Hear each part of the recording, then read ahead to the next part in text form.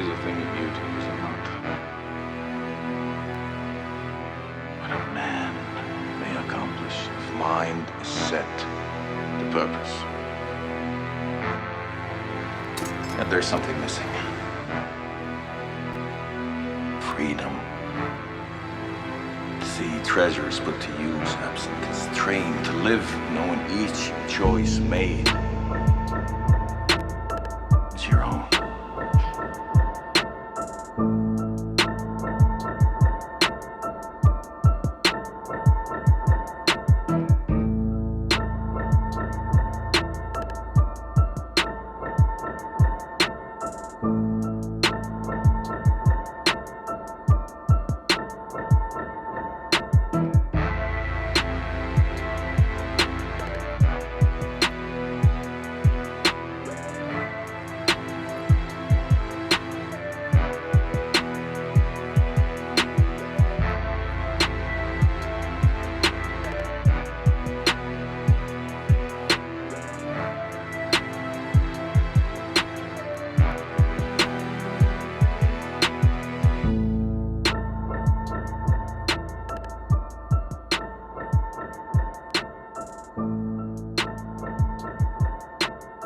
What's cracking? I'm Nick Danger, and you're now tuned into the Art of MV. Thanks for watching my video, and welcome to my channel. Like, share, subscribe, and do me a big favor and leave it in the comments section for me. We're gonna do a little MV chat. Got a question for the MV community to see what y'all really want, because there's some conversations going on that are just mind-boggling, right? So yeah, man, some conversations going on in the community, man. That's weird, right?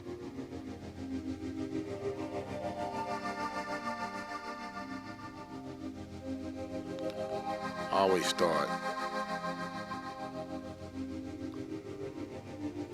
that one of the most underrated things about the MV was its synth capabilities. If I'm not mistaken, this synth engine was ported over right over. One of the synth engines was ported right from the SP. That dual oscillating synth that you can use in here is from the SP808, if I'm not mistaken. I'm gonna leave the link in the comment section to the Gear Chat that you can find a lot of information on. That Gear Chat 05 with Mike Acosta and the other guy, man. I mean, you have the best version of the 808 in here, and the synthesizer is, like I said, it's no joke, man. It can do a lot, man. I dig it, man. I dig it for real. So let me get to it. One thing I want to talk about was that Sample Kings video, right? Kind of a reaction, but not a reaction to the video as much to the conversation that the video spawned. Shout out to Sample Kings for, man, keeping the conversation about the MV moving. I learned a lot on Sample Kings when I first got my MPC and my MV, so shout out to that guy. But I want to note on the thumbnail for the video had a picture of an MV, a MacBook Pro, and an SP404 Mark II. And it got me to thinking, after another conversation in the Verse Labs MV1 group about the new $499 price. Oh man, these should be flying off the shelves, one guy was saying.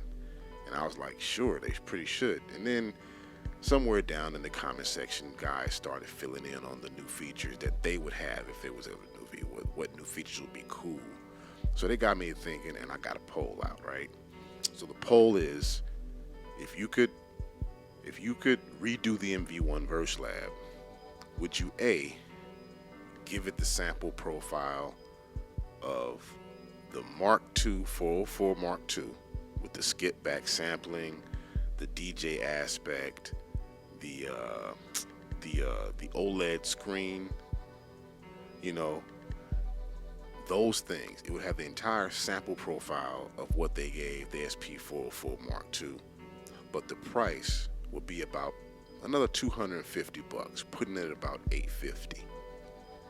Right? So everything else is the same except for the sample profile. Scrap that sampler they put on there and that looper and all that. We're going to put the SP404 sample profile. You got to remember the SP404 also, and all the effects, because the SP404 has the what's that really popular effect? The 303 vinyl sim compression effect is on the SP, and a whole bunch of other user requested features are on the SP. Lots of user requested features are on the SP404 Mark II, like the vinyl sim compression from the SP303, and they got a cassette tape saturation insert in there, a tape stop. They got all that stuff, man. So that will be in the MV1 VerseLab, but it will be $850 instead of $499. Would you do it, or would you rather they up the ante even more and gave it the same profile as the Roland Phantom, the new Phantom? CV gates, analog filter, big colorful touchscreen, multiple IOs, and more sound design tools. But the ticket would be about $3,500. Now, one guy told me that's a terrifying ticket. And I told, well, that's what it would be, because if we want those kinds of things, they're on the Phantom, and there's a reason for that. And the Phantom is a sell your baby to get it kind of price. You got to sell your right arm to get that thing. So, to give you my answer, I would fall in the first group, even though I like the way the VerseLab is, and I'm not at all disappointed in the machine as a whole, but the sampler does leave a lot to be desired. So I would fall with the first group, and I think that's how the cost gets kept down. But just to give you a point of reference, let's just give you one point of reference right before I get out of here. The more reference the first MV, the MV30M Studio. Now, Sound on Sound magazine says if you wanted to do the MV30 Studio and you want to buy all the stuff on your own, you would have to get the Roland U220 PCM sound card first. But that wouldn't take care of everything, because it doesn't have the TVF filters via the 770 or 760, the S series. So that means you would have to go get the D50 that does have those filters and put that in there as well. So 2 synth engines, both of those. One roughly 600, and then the D50 1700. Then you have to get an MT32, that's some kind of file reader or whatever. A sequencer for another $600, and another $200 on a computer mixer, on a computer digital mixer on board. Roughly in 1991, to get everything you would have gotten in the MV30, you would have to go out and spend $3,500, and that's in 91. So in 2023 or 22, if it would have came out this year with the stuff that the Phantom has, and we're going to say, and we're going to assume, because every MV is a forward-looking piece of gear, it would have had some step ahead of the other technology add-on that we wasn't expecting, that's going to make it either the Phantom or more.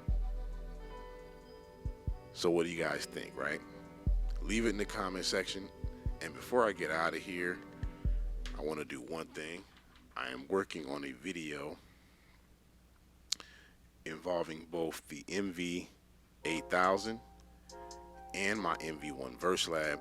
Is one of the biggest videos well, not longest, but it's one of the most in-depth videos I'm trying to make about sampling. The art of sample.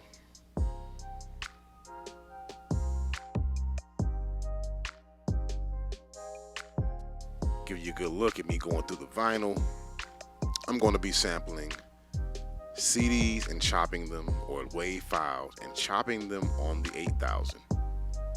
Importing some of those chops into the VerseLab so I can show you and A/B the effects on both.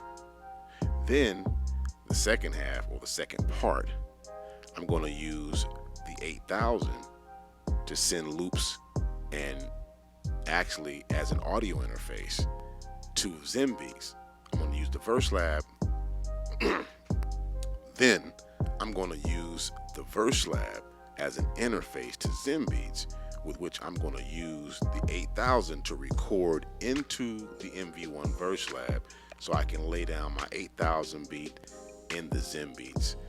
Consequently, I'm going to slave the MV1 VerseLab to the 8000 so that I could have access to Zenology and the Roland Cloud in my old Roland. So we're going to have fun sampling, man. And catch me on the next video, and I'm out.